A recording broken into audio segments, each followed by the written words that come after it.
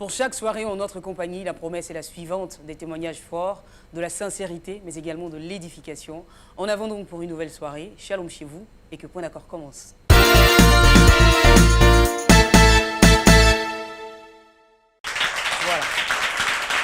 Merci beaucoup. Bonsoir public, j'espère que tout va très bien chez vous. Alors manifestez-le à nouveau par des applaudissements s'il vous plaît. Bien sûr, ça fait plaisir. Pasteur Brahima, bienvenue à nouveau sur le plateau de Point d'accord. Alors comment on se porte, pasteur? Par la grâce de Dieu, ça va. Ça va très bien. Depuis le temps, la semaine n'a pas été trop stressante. Oh, les semaines sont toujours difficiles, mais par la grâce du Seigneur, Dieu renouvelle. Elle se renouvelle. On renouvelle nos forces en fait. Bien sûr. Dieu merci. On est bien content. Pasteur Brahima, vous connaissez bien le principe de cette émission. Ça n'a pas changé. C'est toujours justement de recevoir des témoins sur ce plateau, partager une partie de leur histoire et par la grâce de Dieu, tenter de trouver une solution aux problèmes qu'ils viennent exposer sur ce plateau. Aujourd'hui, nous avons encore deux témoins, une histoire certainement saisissante, mais j'espère qu'on trouvera au final un point d'accord. Okay. On est partant pour trouver pour recevoir le premier témoin. On peut l'applaudir et on le fait entrer sur ce plateau. Merci. Voilà. Et justement, on va essayer de faire connaissance avec lui. Voilà.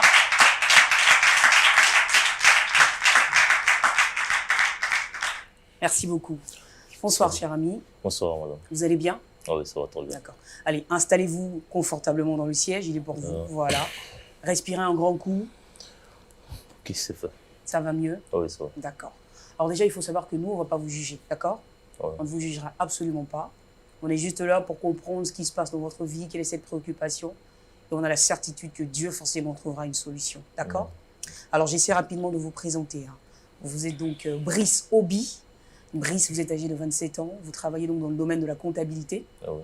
Et aujourd'hui, forcément, il y a un fardeau qui pèse sur vos épaules, sur votre conscience. Et vous avez choisi notre plateau pour en parler. Pourquoi est-ce que vous êtes là?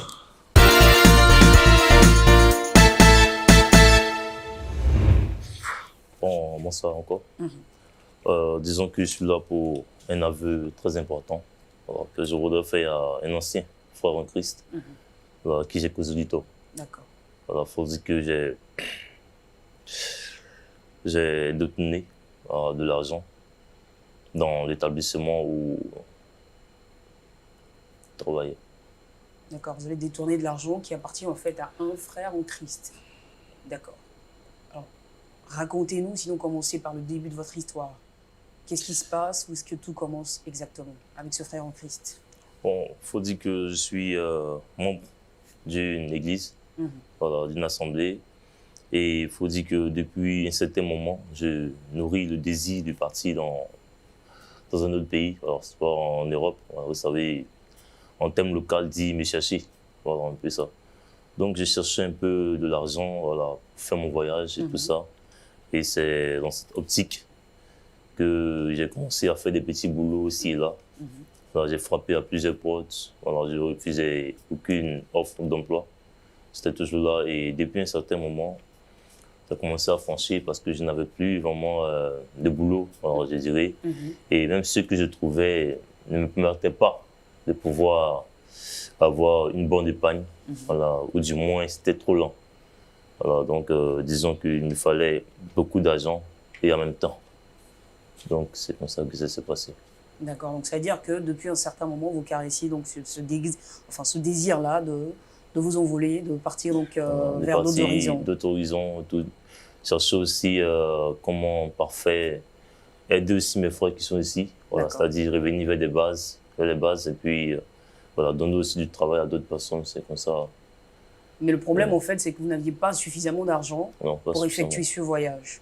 D'accord. Alors la suite de l'histoire, qu'est-ce qui se passe? Est-ce que finalement, au bout d'un moment, vous avez pu effectivement atteindre cet objectif de vous envoler pour l'extérieur? Disons que c'était un dimanche matin, au culte, et il y a un aîné de l'église, un frère en Christ, qui est venu me voir, me dit qu'il voulait me voir après le culte. Alors donc, juste après le culte, bon, j'étais tout impatient, disons qu'on n'échangeait pas trop comme ça, lui et moi. Et ce jour-là, il est venu me voir, et puis bon, on s'est vu, il m'a dit qu'il avait une gestion, la gestion d'une école, voilà, de son grand frère. Alors, son grand frère l'avait laissé la gestion d'une école. Et c'est en cela qu'il cherchait un comptable pour suppléer l'absence de leur comptable, une dame qui était en congé de maternité. D'accord. Et quand il m'a dit ça sans hésiter, j'ai tout de suite dit oui. Voilà, parce que bon, j'étais à la recherche d'un petit boulot. Il m'a dit que c'était un délai de 3 mois. Voilà, je finissais, c'était un contrat de 3 mois, disons. Voilà, et c'est comme ça que tout est parti. D'accord, donc c'est-à-dire que votre frère en Christ, un dimanche, au cours du culte, se rapproche de vous et vous fait la proposition de vous offrir un poste de comptable dans un établissement qu'il gère et qui appartient donc à son frère aîné. D'accord. Alors pendant ces 3 mois, comment est-ce que vous avez travaillé? Alors, disons bien, alors, je connaissais très bien mon boulot. Voilà, et d'un autre côté aussi, le frère en Christ et son frère m'étaient très bien. Ils restaient toujours là pour me montrer ce que je ne connaissais pas et tout. Ils traitaient aussi bien leurs employés. Voilà, on était tous ensemble et bon, disons qu'ils me portaient beaucoup confiance. Voilà. C'était aveugle sur beaucoup de choses. J'avais accès à tous les livres de comptabilité de l'établissement. J'étais un peu partout. Et voilà, les 3 mois arrivaient et je n'avais toujours pas la somme que je voulais. Voilà. Pour effectuer votre voyage. Voilà, c'est-à-dire que pendant que vous étiez encore en train de travailler là-bas, vous aviez toujours ce désir-là, ce rêve de... Oui, toujours. J'en ai mis une obsession pour ça. Voilà, mais les 3 mois arrivaient, je n'arrivais toujours pas à avoir cet argent-là. Vous n'aviez pas réussi donc à épargner suffisamment. C'est de là qu'est venue cette mauvaise idée. Voilà. Et quelle était donc cette mauvaise idée? Bon, il faut dire que c'est pas facile. Vraiment, je voudrais demander, comme vous l'avez dit, que ne me jugez pas. Voilà. J'en ai souffert, je regrette vraiment. Disons, à cette période-là, il y a beaucoup d'élèves, voilà, ce sont des parents d'élèves qui sont venus s'acquitter d'une partie de la scolarité des enfants. D'accord. Voilà, et donc, je devais faire un virement, voilà, très important à la banque. Et donc, de là, je suis sorti, seulement que je ne me suis pas dirigé vers la banque. Et je ne suis pas aussi revenu vers l'établissement, je ne suis plus venu. D'accord, c'est-à-dire que vos 3 mois de remplacement étaient en train d'arriver à leur terme. Oui. Et des parents d'élèves, en fait, avaient apporté l'argent, enfin la solde de la scolarité des enfants. Et vous devriez faire quoi? Aller mettre cet argent en banque? Oui, en banque, comme d'habitude. Mais cette fois, ce n'est pas passé comme prévu. Vous n'avez pas fait le versement? Non. D'accord. Vous avez donc détourné l'argent des caisses de l'établissement dans lequel vous travaillez. Et peut-on savoir justement, Brice, à combien s'élevait cette somme d'argent avec laquelle vous êtes parti? Vous aviez emporté combien? Autour de 5 millions. 5 millions. Autour de 5 millions de francs. D'accord. Alors je suppose que ce voyage, finalement, vous avez pu l'effectuer. Bon, Est-ce que tout s'est passé comme prévu? Oh, oui, bon, je ne dirais pas ça. Je ne dirais pas ça. D'abord, il faut dire que j'ai passé un temps vraiment à culpabiliser. J'étais chez un ami. Je suis resté là-bas pendant un certain moment. Mais ce que je veux savoir justement, puisque vous étiez de la même église que votre frère en Christ, c'est ça. Alors logiquement, pour vous retrouver, ça ne devait pas être si difficile que ça. Non, je n'étais pas à l'église d'abord, pour éviter combien de max, tout ça. Vous avez arrêté en fait de fréquenter l'église. D'accord. J'étais chez un ami, voilà, juste le temps que les papiers puissent se parfaire pour que je puisse partir. Voilà, et c'est de là, bon, comme vous avez parlé du voyage, bon, le voyage, vraiment, je ne pourrais pas dire que ça s'est bien passé. Parce que je passais, je vous ai déjà dit, j'avais pour une ambition de revenir charger, voilà, aider, et puis bon. Mais là-bas, la difficulté de la vie m'a surpris. Voilà, parce que l'argent s'est volatilisé, je ne sais pas comment. Voilà, je n'ai rien réalisé. Je n'ai vraiment... Et ça voudrait dire que vous êtes parti avec les 5 millions, vous êtes revenu sans les 5 millions et sans également aucune réalisation, aucun projet, vous le dites vous-même, l'argent s'est volatilisé. Alors Brice, dites-nous, est-ce que vous savez justement ce qui s'est passé en votre absence pendant tout ce temps? Justement, cette histoire, elle remonte à combien de temps? Combien d'années? Disons à 2 ans. C'est 2 ans que je suis parti maintenant pour l'Europe. D'accord. Est-ce que vous savez ce qui s'est passé en votre absence? Là, disons que c'est le grand souci parce que je n'ai plus contact avec quelqu'un ici. Alors, je ne sais pas comment ça s'est passé derrière moi. Alors, une chose à suivre, c'est que je suis venu pour pouvoir m'excuser, voilà, demander pardon. Vraiment sincèrement pardon, parce que je sais que j'ai fait beaucoup de mal à quelqu'un. Et donc, vous le dites, hein, vous ne connaissez pas en fait la suite de cette affaire-là, mais vous reconnaissez avoir causé un gros tort, donc un gros préjudice à ce frère en Christ. Alors concrètement, ce soir, quand vous venez sur ce plateau, quelle est la réelle motivation? Pour moi, c'est demander pardon, d'excuser, voilà, à lui aussi et à tout l'établissement, tout le monde. Voilà, je voudrais l'avouer publiquement parce que c'est quelque chose qui a beaucoup fait parler, je le sais. Donc vraiment, j'en ai vraiment honte. Alors ce que je veux savoir aujourd'hui, c'est vrai que vous venez de demander pardon, mais est-ce que vous êtes en mesure justement de rembourser ces 5 millions de francs? Bon, je dirais pas, non. Je ne suis pas... En mesure de rembourser? Parce que le voyage était catastrophique. Ça a été un échec. C'était un grand échec pour moi. Et dire que je suis capable de pouvoir rembourser. Et vous pensez que ce monsieur à qui vous avez causé tout ce tort-là sera en mesure de vous pardonner? Vous l'espérez? Oui, je l'espère. De tout votre cœur? Je l'espère. Et vraiment... En tout cas, Brice, merci beaucoup pour ce courage. C'est louable en fait, hein, ce que vous décidez de faire aujourd'hui, de venir demander pardon, vous exposer. Mais en même temps, il ne faut pas oublier que c'est assez lourd de conséquences. Est-ce que ce monsieur à qui vous avez causé ce préjudice va pouvoir le comprendre? Avant de le savoir, je vais vous demander de vous retirer un tout petit peu de ce plateau, d'accord? Okay, vous retirez. Merci. Vous reviendrez tout à l'heure. On l'accueille, enfin, on le salue ensemble. Merci. Voilà. Le temps pour nous justement de permettre au deuxième témoin de cette soirée de nous rejoindre sur ce plateau et on va discuter un tout petit peu avec lui.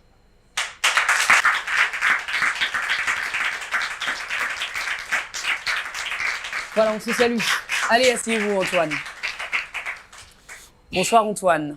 Bonsoir. Vous allez bien? Oui, par la grâce de Dieu, ça va. Bah, en tout cas, ça fait plaisir de vous recevoir ici sur ce plateau. Merci beaucoup. Merci d'avoir aussi accepté l'invitation. Merci. Voilà, un public qui est là, qui vous soutient, qui vous encourage et puis qui a forcément envie d'écouter ce pourquoi vous êtes là. Alors,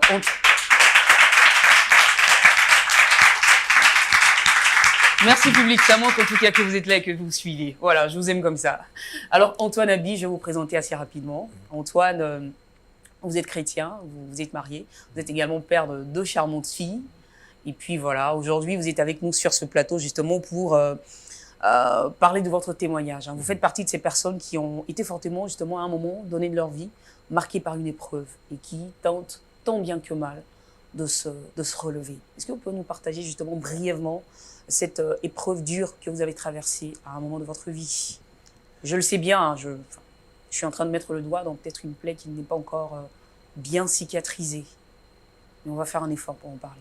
D'accord. Brièvement, il faut dire qu'il y a juste 3 ans, j'ai tendu la main à un frère. Vous avez tendu la main à un frère? À une personne oui. que je croyais être un frère en Christ. Mais malheureusement, cette personne m'a trahi et a joué de ma confiance. D'accord, donc il y a eu un abus de confiance. Alors quand vous dites que cette personne vous a trahi concrètement, ça veut dire quoi? Qu'est-ce qui s'est passé? Les souvenirs sont douloureux. Parce que de par sa faute, mon frère a été poursuivi. Il a été poursuivi.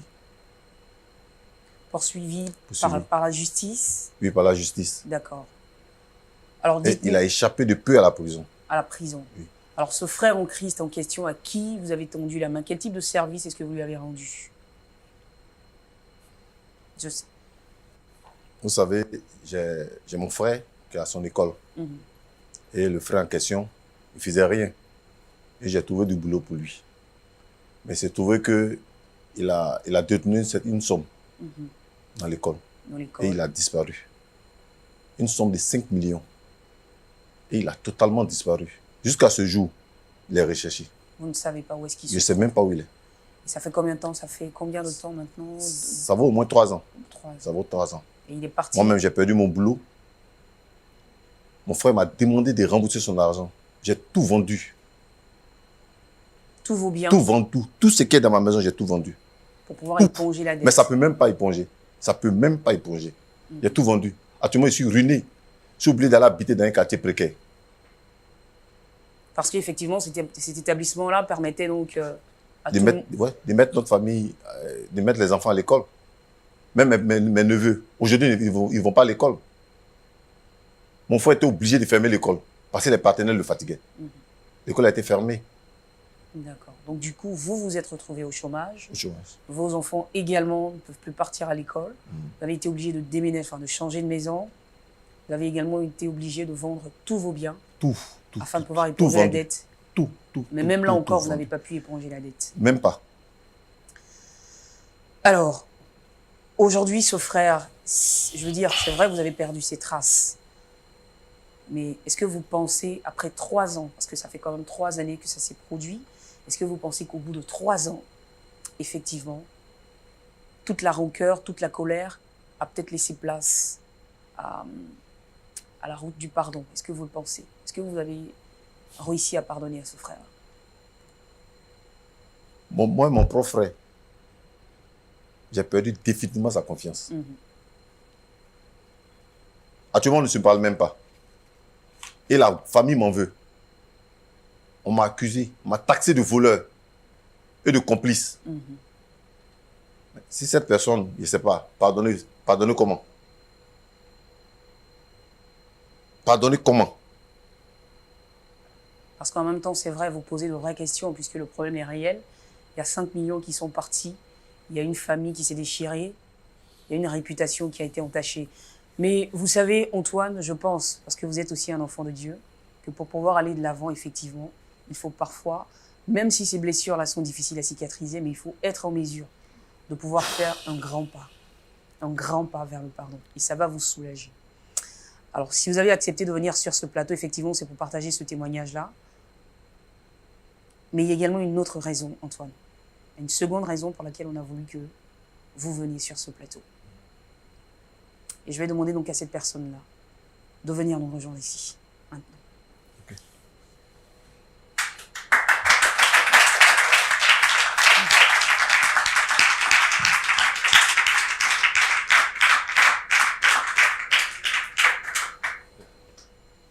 Excusez.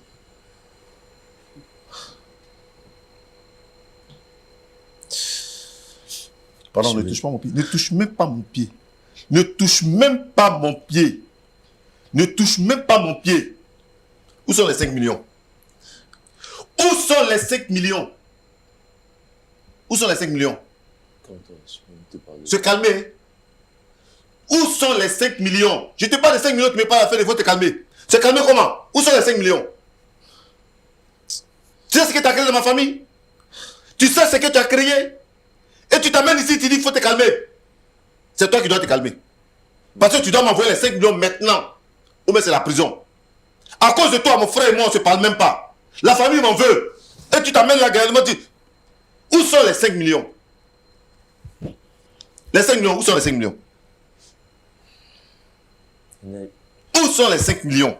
Je regrette ce que j'ai fait. Tu regrettes? Mais... Tu ne sais pas ce que tu as fait? Tu regrettes et tu t'amènes, tu dis, tu regrettes. Où sont les 5 millions? Je n'ai pas pu... Tu dis quoi? Pardon. Si tu m'énerves, tu vas recevoir ça là.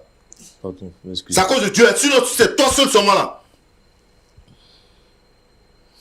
Mais dis-toi que à partir maintenant là, tu iras en prison. Tu iras en prison. Antoine, s'il vous plaît, est-ce que vous pouvez vous rasseoir dans le siège, s'il vous plaît? Et tu t'amènes là, tu dis calmement, faut me pardonner. Asseyez-vous, Antoine. Brice. Non. Je pense qu'il faut que tu rejoignes aussi ton siège. Sinon, pour plus de sécurité, tu me rejoins sur le banc.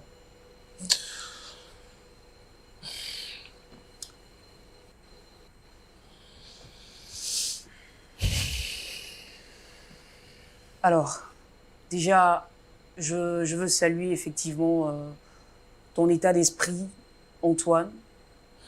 Tu prends sur toi. Et je comprends qu'il y a de la colère en fait en ce moment dans ton cœur.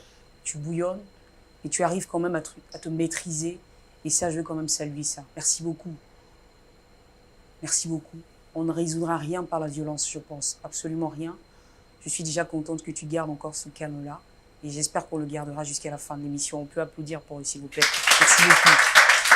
Alors voilà, public, on a une situation assez triste quand même. J'aimerais aussi avoir votre avis sur la question. 2 personnes, on passe le micro à Mathilde déjà. Shalom Mathilde. Voilà. Bonsoir Claudia. J'espère que ça va. Oui, ça va très bien. D'accord. On est un peu secoué quand même par cette histoire aussi. Hein. Un frère en Christ avec qui on est dans la même église, à qui on tend la main, et finalement on se rend compte qu'il nous poignarde dans le cœur. Qu'est-ce que ça évoque en toi, très chère Mathilde? Merci. Je crois que c'est une histoire assez triste, assez difficile à supporter pour l'un comme pour l'autre. Parce que déjà, la culpabilité est déjà lourde à supporter.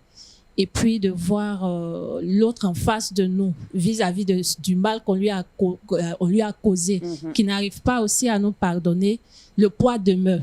Et je me dis que c'est pas vraiment facile pour les deux. On peut pas en vouloir à celui, voilà, la victime aussi. On peut pas lui dire pourquoi tu lui en veux, pardonne-lui tout de suite. Mais je me dis qu'avec le temps, il pourra arriver véritablement à lui pardonner sans hypocrisie. Waouh. Ça va être difficile. Est-ce que quelqu'un partage l'avis de Mathilde? Allez, voilà, Daniel, comment vous allez? Ça va très bien. D'accord. Et comme vient de dire Mathilde, vraiment, on est tous dépassés par ce qui se passe. Mais comme dit la Bible, qui peut connaître le cœur de l'homme? Parce que le cœur de l'homme est tortueux par-dessus tout. Mais Dieu nous demande de pardonner. Ce n'est pas facile. On ne nous demande pas de le faire tout de suite. Mais c'est aussi ça. C'est vrai que c'est vraiment un long cheminement. Voilà, aussi, la situation a duré. Cette situation a eu le temps de faire une forteresse autour du cœur. On ne sait pas ce qu'il faut. Mais nous devons comprendre que le pardon aussi libère. Le pardon libère. Dans tous les cas, le frère qui est là ne peut pas rembourser. Tel qu'on le voit, on se dit qu'il ne peut pas rembourser. L'autre aussi en a souffert. Il en souffre toujours d'ailleurs. Oui, et il continue d'en souffrir. Mais Dieu est capable de changer la situation. Vraiment, nous nous demandons de faire un effort. Hein, parce que en toute chose, c'est le pardon qui peut nous aider à nous relever. C'est pas facile, mais qu'il fasse un effort. D'accord. On applaudit très fort. Merci beaucoup. Alors, s'il n'y a plus d'intervention, je passe la parole tout de suite à notre pasteur. Pasteur Brahima. Oui.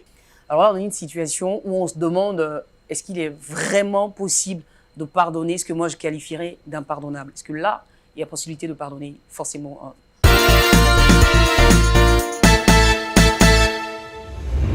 Oui, le pardon n'est pas toujours facile, comme les uns les autres l'ont dit. Nous sommes là encore devant ce que je peux appeler le piège de l'argent, la cupidité. Le frère Antoine a fait confiance à l'autre, comment il s'appelle là déjà? Brice. Brice. Et Brice a trahi sa confiance. C'est très dur. En écoutant l'histoire, on se rend compte tout de suite que quand Jésus dit de pardonner, c'est pas une chose facile. Parce que souvent, devant certaines situations, on est vraiment meurtri, on est blessé. Et au vu des conséquences que l'acte a posées dans la famille de Antoine, qui ne parle pas avec son frère, qui a ses enfants qui sont renvoyés de l'école, le collège même est fermé, etc. Quand on regarde tout ça, on se demande, est-ce que c'est possible qu'on puisse pardonner à Brice? Mais, vous savez, la parole de Dieu ne change pas, elle demeure la même. Jésus nous dit de pardonner. C'est quand nous aurons pardonné aux autres leurs offenses que notre Père Céleste, lui aussi, nous pardonnera nos offenses. Il n'a pas dit que le pardon serait facile, mais il a dit de pardonner. Ça veut dire que quand c'est difficile, quand ça semble même impossible, on doit lui demander à lui-même de nous donner la force. Parce que humainement parlant, devant une telle situation, comme il a dit tout à l'heure, ce qui pourrait peut-être le soulager, c'est que l'autre aille en prison, qu'il soit puni pour son acte. Mais nous sommes dans un cadre chrétien, lui-même étant chrétien, je crois que ce que la parole de Dieu nous recommande, c'est le pardon. C'est le pardon. Et il doit trouver les ressources dans le Seigneur, en tout cas demander la grâce du Seigneur pour que Dieu lui-même puisse l'aider à pardonner. Sur place là, on ne peut pas lui dire pardonne tout de suite. Bon, on le dira comme ça, mais est-ce qu'il arrivera sur place alors que c'est maintenant qu'il voit celui qui a posé l'acte en face de lui? Est-ce qu'avec la douleur qu'il ressent présentement le regardant, il peut tout de suite pardonner? S'il dit qu'il a pardonné, je dirais qu'il n'a pas été sincère. Mais il a besoin de prière, il a besoin d'entrer en lui-même, il a besoin vraiment de s'appuyer sur le Seigneur pour pouvoir pardonner. Maintenant, à Brice, ce que je pourrais lui dire, c'est que, vous savez, c'est vrai, il peut dire qu'il est parti, l'argent a été dilapidé, il a perdu toute cette somme, il revient pratiquement bredouille. Mais il a un métier, je crois qu'il a une formation. Et pour tenter quand même de soulager l'autre, je crois qu'il doit quand même s'engager à rembourser. À rembourser, même si ça peut prendre des années. Mais il doit aller plus loin dans sa repentance. Il doit aller plus loin. Parce que quelquefois, il faut amener les gens à réparer quand même leurs fautes. Quand c'est possible, et je pense que dans son cas, c'est possible. Il faut qu'il cherche du travail et qu'il prenne l'engagement quand même d'aller au-delà du simple « pardonne-moi », qu'il aille au-delà de cela, qu'il aille plus loin dans sa repentance en s'engageant quand même à rembourser cette somme. Brice, je crois que tu entends très bien ce que le pasteur est en train de dire. J'entends très bien. D'accord. Et qu'est-ce que tu décides, toi? Bon, d'abord, je voudrais encore une fois de plus m'excuser, demander pardon. Je ne dirais pas que ça pourra se faire sur ce plateau comme le pasteur le dit. Et je m'engage tel que le pasteur a déjà signifié. Parce que c'est du boulot et même si ce n'est pas tout, c'est qu'il est sûr donner quand même.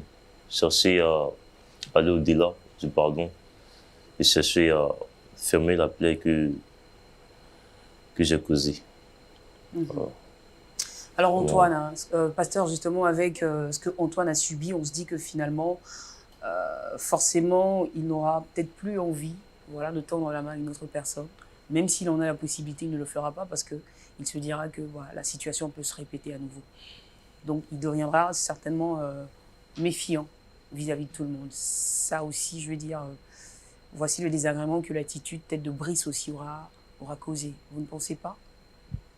Oui, je pense que ce sont de telles attitudes qui font que avoir confiance à un frère aujourd'hui, ça coûte. Hein. La Bible dit de nous aimer les uns les autres, de ne pas nous mentir les uns les autres. On doit se faire confiance. En principe, dans la maison de Dieu, on doit pouvoir se faire confiance.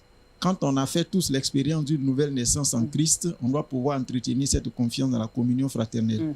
Mais malheureusement, l'homme est ce qu'il est. Et il arrive que de telles situations font qu'on perd la confiance.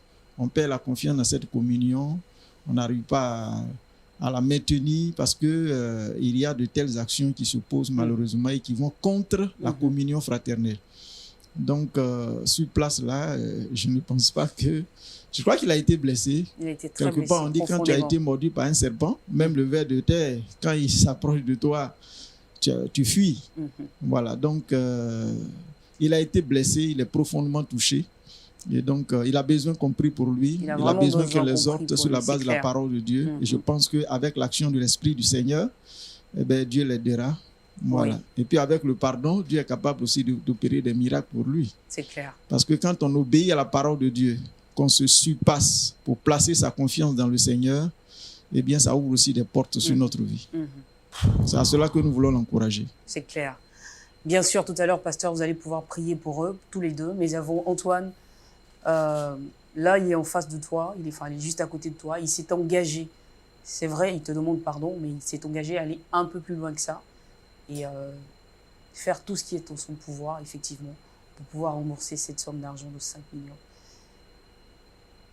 Est-ce que tu penses que toi aussi, tu peux faire un pas de plus en acceptant réellement de lui pardonner ou de tourner la page, définitivement, même si c'est difficile? De toutes les façons, si tu n'arrives pas à lui pardonner aujourd'hui, on comprend, et c'est normal, c'est légitime, parce qu'il y a un gros préjudice qui a été causé.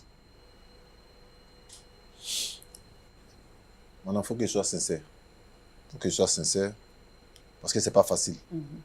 Imaginez un peu toute une famille. Vraiment, il y a la fracture, en fait. Au sein Imaginez un peu toute une famille. Mais nous allons laisser le temps. Nous allons laisser le temps de réfléchir, parce qu'actuellement, je ne peux pas dire grande chose. Actuellement, je ne peux pas dire grande chose. Mais vous allez laisser le temps. On verra. On verra.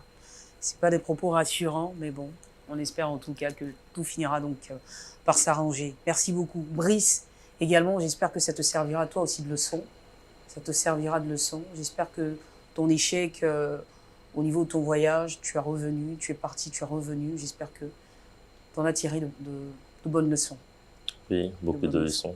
Beaucoup de leçons comme celle de ne jamais prendre le tort de quelqu'un, prendre le malheur de quelqu'un pour pouvoir en faire sa réussite. Voilà. Donc, vraiment, encore, je sais pas comment expliquer ce que j'ai fait. C'est que c'est vraiment ignoble, voilà, pour un frère en Christ, voilà, d'avoir ce genre de comportement. D'accord. Et on comprend en tout cas que tu es rongé par les remords. Ça, on le comprend, pasteur. On va prier pour eux, on va prier pour Antoine. On va aussi peut-être prier pour Brice, s'ils en ont besoin tous les deux, afin que Dieu, effectivement, continue ce travail-là. Ce qui est réjouissant, c'est qu'il est revenu. Il est revenu demander pardon. Je crois que c'est positif. Et profiter aussi de l'occasion pour encourager toute l'Église du Seigneur à faire attention, à ne pas succomber à de telles tentations. Parce qu'il avait une ambition qu'il nourrissait, il n'avait pas les moyens. Et puis en présence de cette somme-là, il a glissé. Il a succombé à la tentation, il est allé avec. Je crois qu'il faut faire très attention. Nous sommes des enfants de Dieu. Quand nous avons un sujet qui pèse sur notre cœur, la voie indiquée, c'est la prière. Demander au Seigneur de venir à notre secours. Et si on prie, Dieu peut disposer les moyens. On n'est pas obligé de passer par des voies détournées, par des raccourcis, tels que celle qu'il a prise, qui cause aussi beaucoup de tort à une autre famille. Je pense en tant qu'enfant de Dieu, quand on a confiance en ce Dieu-là, qu'on reçoit un fardeau sur le cœur par rapport à un projet qu'on a, si ça vient de Dieu, on se met devant Dieu dans la prière, Dieu est capable de disposer les moyens. Alors donc, je voudrais vraiment l'encourager. S'il est revenu, demander pardon, je crois que c'est parce qu'il a été touché par Dieu. Et Antoine aussi a été honnête en disant que sur place, là, il ne peut pas nous promettre qu'il lui pardonne. Je crois que c'est avec un cœur sincère qu'il a parlé. Il a besoin d'être encouragé, il a besoin qu'on prie pour lui. Il a besoin vraiment qu'on soit patient aussi avec lui en cela. Je crois que le Saint-Esprit fera son travail. Donc nous allons prier. Père Céleste, devant cette situation difficile, triste, qui est un témoignage qui ne glorifie pas ton nom, témoignage de détournement de fonds, de vol, nous voulons nous incliner, te demander pardon, nous aussi, pour ce acte. Aujourd'hui, c'est des choses, malheureusement, que nous voyons dans l'Église qui détruisent la communion fraternelle, la confiance entre frères.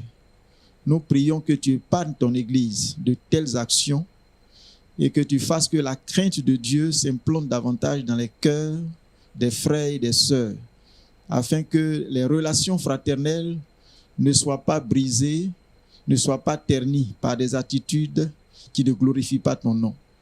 Pour ce qui concerne ces deux bien-aimés, nous les recommandons à toi. Nous prions que la suite soit sous le contrôle de l'Esprit de Dieu et que, Seigneur, tu touches le cœur d'Antoine, que la douleur quitte son cœur, qu'il en soit entièrement délivré, que son cœur blessé soit guéri. Pour Brice, nous prions aussi que ta bonne main soit sur sa vie et que l'engagement qu'il prend aujourd'hui, il puisse aussi l'honorer pour que les fruits de la repentance soient vrais. Que l'honneur te revienne, notre Père, au nom de Jésus. Amen. Amen. Merci beaucoup, pasteur. On peut applaudir très fort. Merci également à toi, Antoine. Merci aussi à toi, Brice. Pasteur, on se dira donc rendez-vous pour la semaine prochaine. En tout cas, que le Seigneur vous accompagne. On vous attend pour la semaine prochaine. Merci. On espère que vous serez là. Public, vous également. Merci beaucoup. Vous pouvez vous applaudir une dernière fois. Vous êtes formidables. Merci pour la patience.